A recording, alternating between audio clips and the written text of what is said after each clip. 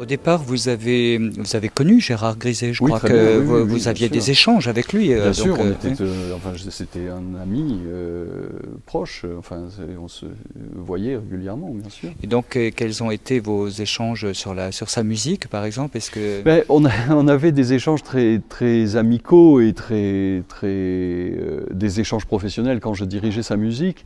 Les échanges qu'on avait étaient vraiment des échanges vous savez, avec les amitiés avec les compositeurs, j'en ai connu beaucoup, j'en connais beaucoup encore aujourd'hui, et malheureusement il y en a quelques-uns qui sont plus là aujourd'hui. Mais les amitiés avec les compositeurs, ce sont des amitiés entre deux personnes avant d'être des amitiés entre deux musiciens.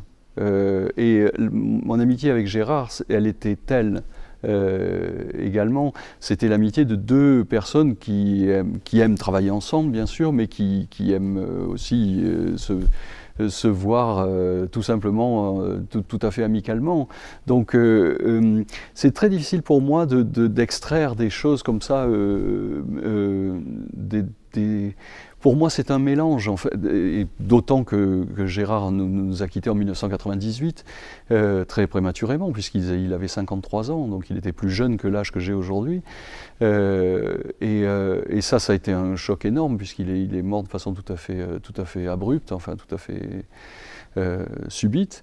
Donc ça a été pour beaucoup d'amis de notre cercle, ça a été une catastrophe. Enfin, ça a été quelque chose qui était vraiment une perte majeure, à la fois musicalement, mais tout s'entrechoque. Quand vous perdez un ami qui était aussi un grand musicien, ben, tout se mêle un petit peu, et c'est une perte à la fois amicale. Vous souffrez de ce lien qui vous unissait à cette personne et de ce manque. Et vous vous rendez compte que musicalement, il manque aussi énormément. Mais je dois dire que quand j'ai dirigé les espaces acoustiques, donc ça a été postérieur à... j'ai dirigé la première partie avec lui, et la seconde partie, la première fois que j'ai dirigé la seconde partie, c'était sans lui. Déjà, puisque c'était postérieur, c'était à Vienne, je ne me souviens pas exactement de l'année, mais ça devait être 2000-2001, ou quelque chose comme ça, la première fois que j'ai donné les espaces en entier. Et avant, j'avais dirigé la première partie. Alors la première partie, c'était vraiment en collaboration avec lui. On a même fait ce disque des espaces acoustiques dont je dirige la première partie, et qui est où Gérard a assisté aux séances d'enregistrement. Alors vraiment, il était tout à fait là. C'était fait en collaboration avec lui totalement. Mais je dois dire que dans la seconde partie du cycle, je crois avoir résolu toutes les questions qui pouvaient se poser sans avoir besoin de lui demander son avis. Alors évidemment, je connais très bien sa musique, je connaissais personnellement, mais avant tout, je connais très bien sa musique. Donc cette musique a une logique qui est assez évidente, une logique sonore. Et une fois que vous vous concentrez sur cette logique sonore, chaque inscription d'un détail dans la partition a une réalité acoustique, une réalité sonore que vous devez trouver.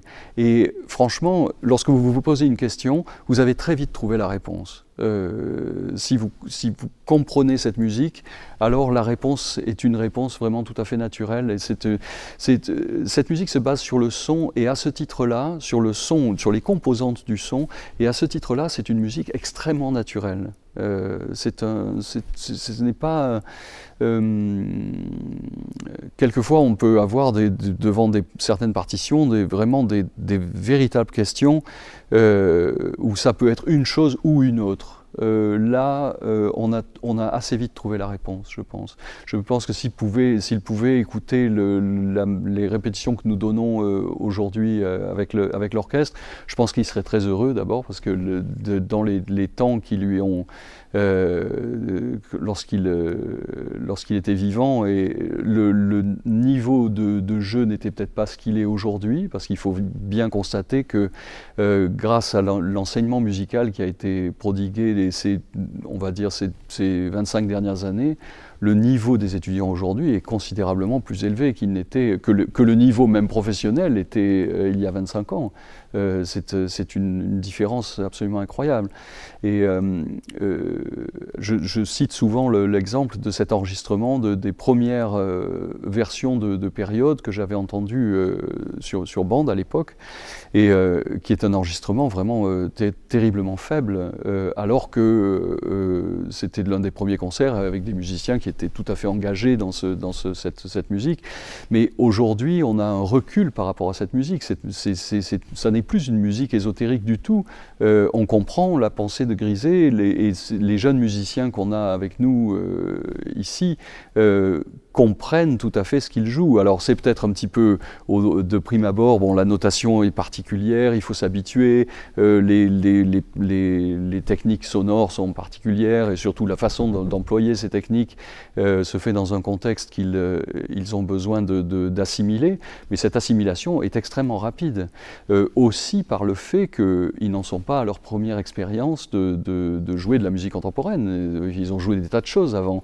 Donc ces tas de choses qu'ils ont jouées, ces tas d'œuvres qu'ils ont jouées, des compositeurs très différents, créent une sorte de bagage comme ça, et de mobilité par rapport à leur ouverture d'esprit et à leur technique instrumentale, qui fait que maintenant cette musique s'assimile de manière tout à fait naturelle.